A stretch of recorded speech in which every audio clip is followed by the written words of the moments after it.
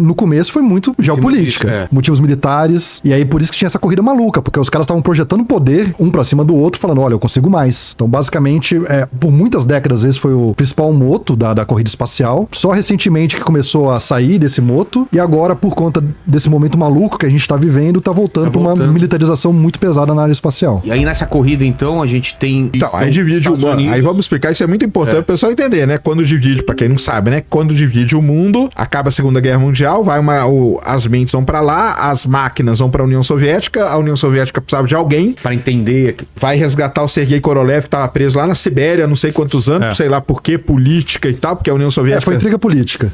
Foi intriga política. Trazem ele de volta, ele foi muito importante, porque ele era líder, todo mundo respeitava. Esse negócio que o Lucas falou aqui, chegam pro astronauta e falam um negócio e ele não respeita, o Korolev todo mundo respeitava. Ele era um cara, ele é ponta firme ali, todo mundo respeitava ele era líder dos projetos, do projeto espacial da União Soviética. Não é à toa que a União Soviética fez tudo primeiro.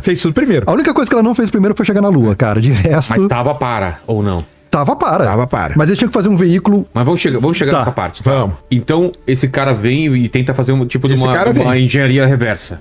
Isso, aí eles começam a fazer engenharia reversa no V2, lá na União Soviética, cria o foguete deles lá, os Vostok, né, que a gente chama, foram os primeiros. Com sucesso? Com sucesso, foi ele que levou o primeiro cachorro pro espaço, a famosinha Laika, depois levou o Gagarin, depois levou a mulher, depois levou o Alexei Leonov, que faz a primeira caminhada espacial. Isso. E os Estados Unidos tá onde? Os Estados Unidos... Tá um pouquinho pra baixo. Tava tudo mais... Eles estavam tudo mais ou menos ali. Os Estados Unidos... Quando o Wernher von Braun chegou pra lá, em 1900, até vamos falar pro pessoal, em 1958 foi quando fundaram a NASA. 1º de outubro de 58 é quando criam a NASA. Antes, o que existia nos Estados Unidos era um negócio chamado NACA. Isso. Nossa. Era a NACA. A NACA mexia com coisa... Não era aeroespacial, a gente podia dizer que era aeroespacial? Eu acho que misturava aeronáutica junto. É aeronáutica, né? Tá. Então, o que era? Era aqueles jatos de altíssima velocidade. Sim. A pira dos caras era quebrar recorde de velocidade. Que durou muito tempo, né? Continuou depois. Match 3. Então, todos esses astronautas famosos que a gente fala, todos eles eram os tais pilotos de teste. É isso que é contado nos eleitos, então? É isso que é contado nos eleitos. O perfil deles é muito parecido, cara. Era assim, os astronautas todos eram homens brancos, eram muito religiosos. Por exemplo, da Apollo, dos 16, 14 eram escoteiros, cara. Olha que coincidência bizarra, né? Não é coincidência, né? Eu sei que tem um monte de escoteiro, eu fui escoteiro, eu sei que a galera tá assistindo aí, mas tem essa história, cara. E aí, até por conta disso que hoje tem esse lance que o pessoal da NASA é muito preso nessa lance da diversidade e tal, que é a primeira mulher na Lua, primeiro homem de cor que eles chamam na Lua, né? Tudo isso talvez, olhando pra trás falando, puta, lá na época da Apollo lá realmente foi uma coisa, um som só, né? Era só um tipo de pessoa que fazia parte, que era o que na época eles acreditavam. Mas teve um grupo de mulheres que foram treinadas. As famosas Six, que a gente chama. E aí elas todas, nenhuma voou, né? E aí recente teve como é que era? Funk? A que voou na Blue Orange. A velhinha, né? Qualquer coisa Funk era o nome dela. E aí que até como uma reparação histórica voaram uma velhinha de 80 anos aí num voo da Blue Orange, né? É isso mesmo. Mas então aí os Estados Unidos estava nessa linha de fazer esses testes de alta velocidade, Mach e tal, e quebrar, não sei o quê, quando passa o que faz os caras atentarem pra tudo é o Sputnik, cara. Quando o Sputnik passa apitando em cima dos Estados Unidos, é que o bicho pega. Acendeu uma luz vermelha. Cara, porque acontece, acendeu por quê?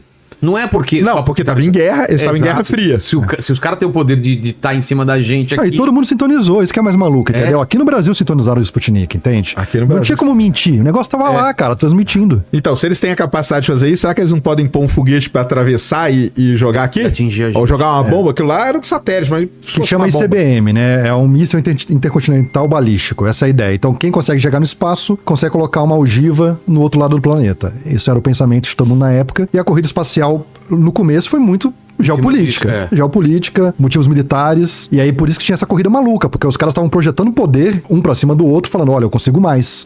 Então, basicamente, por muitas décadas, esse foi o principal moto da corrida espacial. Só recentemente que começou a sair desse moto, e agora, por conta desse momento maluco que a gente tá vivendo, tá voltando pra uma militarização muito pesada na área espacial. As vitórias da União Soviética na época... Primeiro satélite no espaço. Primeiro homem, primeira mulher, primeiro animal, primeira caminhada. Tudo isso aí. Primeira caminhada fora do espaço também. Primeira docagem. É. Cara. Tudo. Primeira caminhada é o cara sair da nave. O Alexei Leonov é o primeiro cara que sai. E aí, e até então, os Estados Unidos não conseguiam nada. Não, os Estados Unidos ele tava. Quando o Gagarin vai pro... O Gagarin, ele entrou em... Isso é importante falar que o Gagarin... Aí até é legal a gente explicar, né? O negócio de voo suborbital com né? Porque o pessoal confunde. O Yuri Gagarin, ele entrou em órbita da Terra. Então ele foi... Além dele ter ido para o espaço... Porque uma coisa é você ir para o espaço. Tá. Outra coisa é você entrar na órbita da Terra. Hoje você pode ir para o espaço. Você vai lá na Blue Origin... Paga lá 3 milhões de dólares. E vai pro espaço. Vai, mas não entra em órbita. Né? Não Lembra o canhão que eu te expliquei? Não tem pólvora suficiente. Então ele consegue muito alto, mas por não ter velocidade ele não consegue acompanhar a curvatura da Terra e ele volta. Ele Só que cai pra Terra. Como ele passa dos 100 km, que é a linha imaginária, tem gente que aceita que aquilo é ir pro espaço. Isso aí. E tem gente que fala, não, ir pro espaço é entrar em órbita. Entendi. Tá. Então tem essa treta.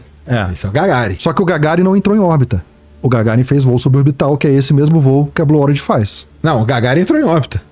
O Gagarin entra. Não, o americano não entrou. O americano não. Desculpa, verdade. É isso. O americano O Gagarin, ele entra. Faz duas, né? É, duas órbitas. Isso. Cai lá na plantação. Faz mais uma. O americano não. O americano, aí os Estados Unidos, ele cria um primeiro programa, que até aqui na minha camiseta aqui, ó.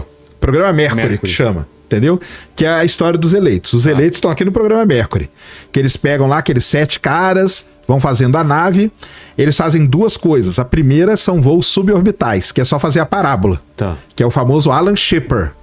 O Alan Shepard é o primeiro americano a ir ao espaço. Ele não entrou em órbita, ele foi pro espaço só. Mas depois os russos. Depois dos russos, soviéticos. que já tinham entrado em órbita. Só que isso aqui era um mês. Isso aqui foram. Meses, semanas. Acho que não foi nem mês. Acho que foi semana. Semana diferente. O que acontece?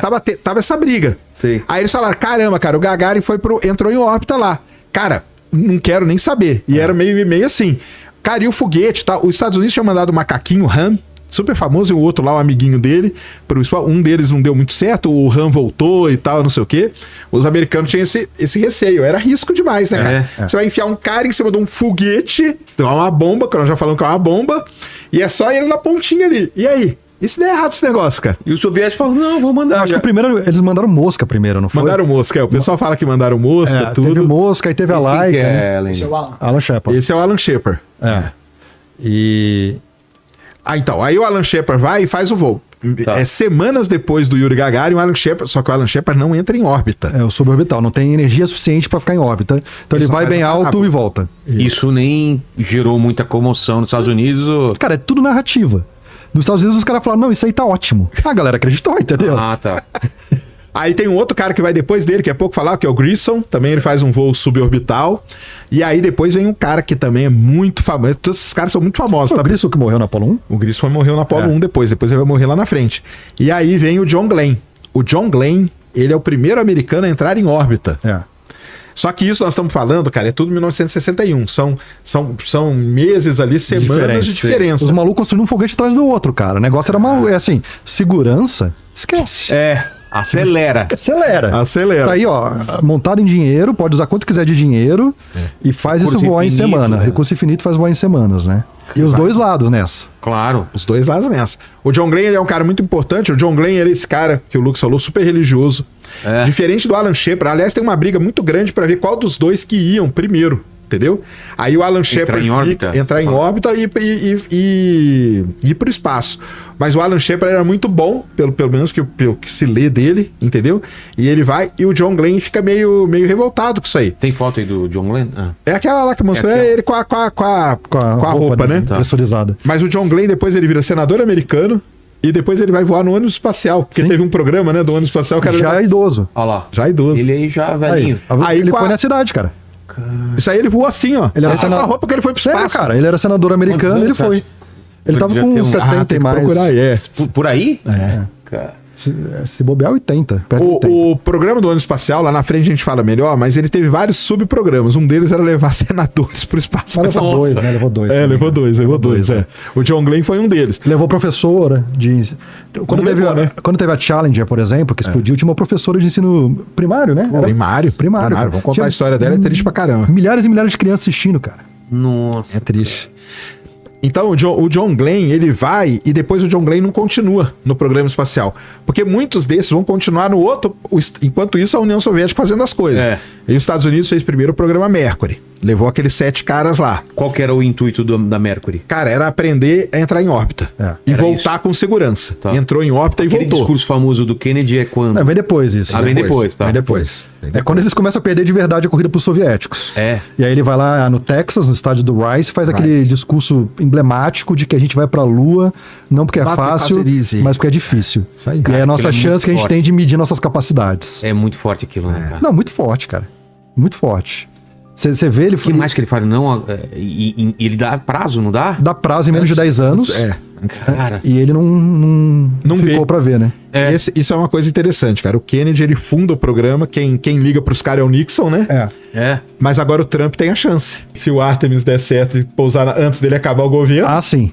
Mas chance ele tem. Se continuar o Artemis, né? Se continuar, não. Depois a gente fala disso. Do quê? De chegar na Lua, né? Porque o Trump é o cara que criou o programa Artemis.